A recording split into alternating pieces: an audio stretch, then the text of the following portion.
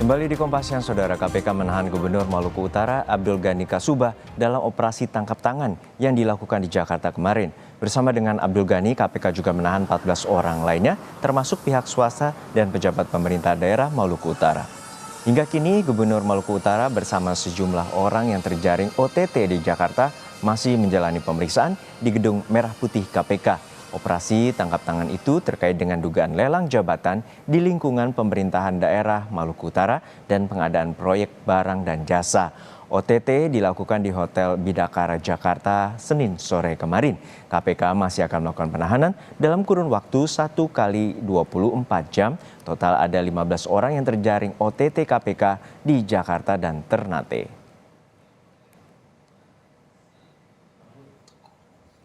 Kemarin KPK menggeledah dan menyegel ruangan kerja Gubernur Provinsi Maluku Utara Abdul Ghani Kasubah serta sejumlah kantor organisasi perangkat daerah atau OPP di Sofifi, Maluku Utara. Kantor OPD yang telah disegel yaitu kantor Bapeda, kantor BPKAD, kantor Dinas PUPR, kantor Dinas Pendidikan, dan kantor Dinas Perkim. Rumah dinas di Sofifi dan rumah singgah gubernur di Ternate juga tidak luput digeledah KPK. Adik kandung Gubernur Maluku Utara Said Kasubah membenarkan adanya penyegalan itu.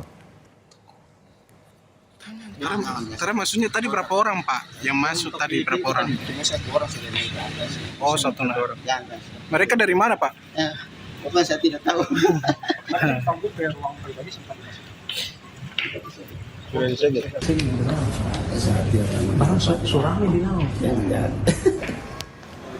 KPK membawa 3 orang kepala organisasi perangkat daerah atau OPD ke Jakarta Selasa pagi. 3 kepala dinas itu yakni Kepala Dinas Pekerjaan Umum dan Perumahan Rakyat Daud Ismail, Kepala Dinas Pendidikan Imran Yakub, dan Kepala Biro Pengadaan Barang dan Jasa Ridwan Arsan. Sementara itu, pasca ditangkapnya Gubernur Maluku Utara oleh KPK, tampak suasana di kantor gubernur sepi, terutama di ruang kerja gubernur yang telah disegel KPK.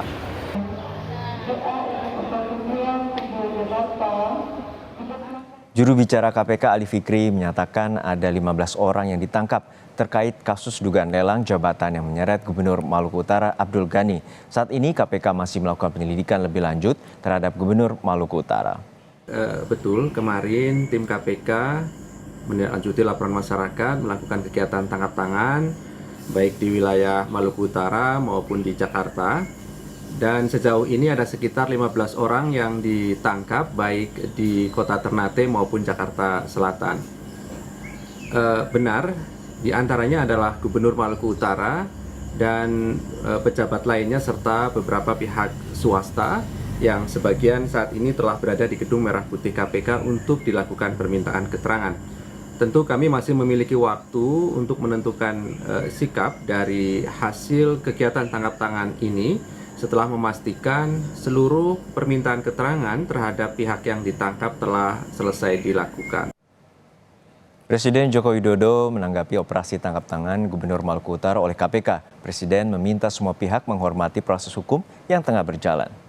Hal itu disampaikan Presiden Jokowi di sela kegiatannya meresmikan jembatan Otista di Kota Bogor, Jawa Barat.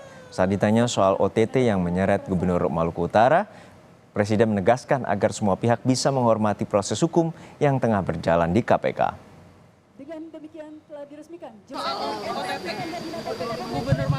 sama, hormati proses hukum yang ada, hormati proses hukum yang ada di KPK. Perkembangan terkini dari operasi tangkap tangan Gubernur Maluku Utara kemarin kita tanyakan langsung ke jurnalis Kompas TV Fedriska Ananda di Gedung KPK Jakarta.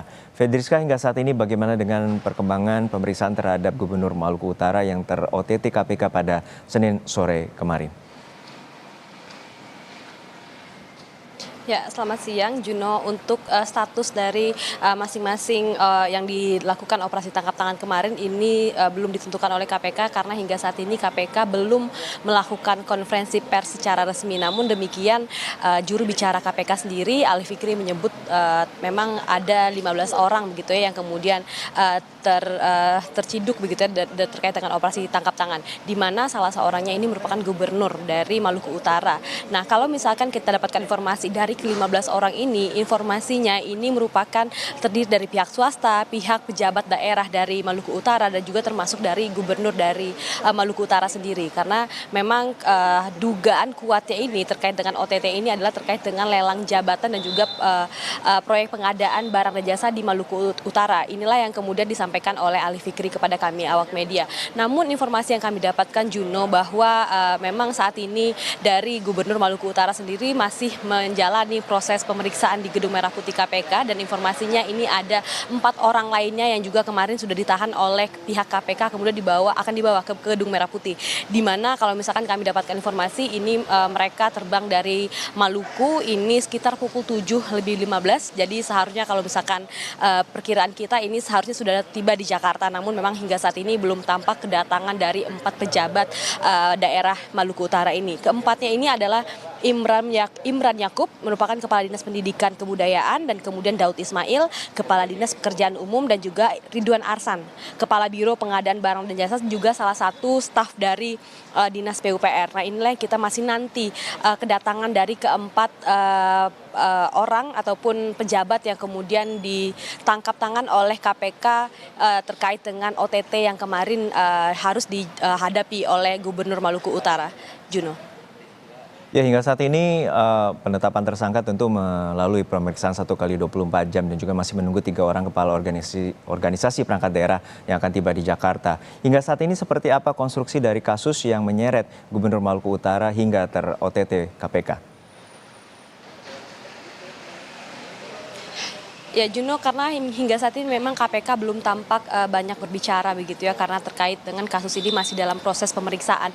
Namun berdasarkan kemarin KPK juga tidak hanya melakukan operasi tangkap tangan, namun juga melakukan penggeledahan tidak hanya di kantor Gubernur Maluku Utara saja, namun di rumah dinas dan juga rumah singgah dari Gubernur Maluku Utara. Tidak hanya itu, KPK juga menggeledah kantor dinas yakni Dinas Pendidikan dan juga Bapeda dan juga kemudian PUPR. Nah dari inilah kemudian KPK juga akan merangkai begitu terkait dengan konstruksi kronologi perkara ini. Namun yang sampai saat ini disampaikan oleh juru bicara KPK ini adalah kuat dugaannya ini adalah terkait dengan lelang jabatan dan juga pengadaan barang dan jasa di lingkungan pemerintahan daerah Maluku Utara. Namun masing-masing dari ke-15 orang ini apa saja perannya ini belum disampaikan oleh KPK. Hingga saat ini kami juga masih menanti konferensi pers dari KPK seperti apa, karena memang mengingat bahwa wewenang KPK untuk menahan ke-15 orang tersangka ini hanya 1 kali 24 jam.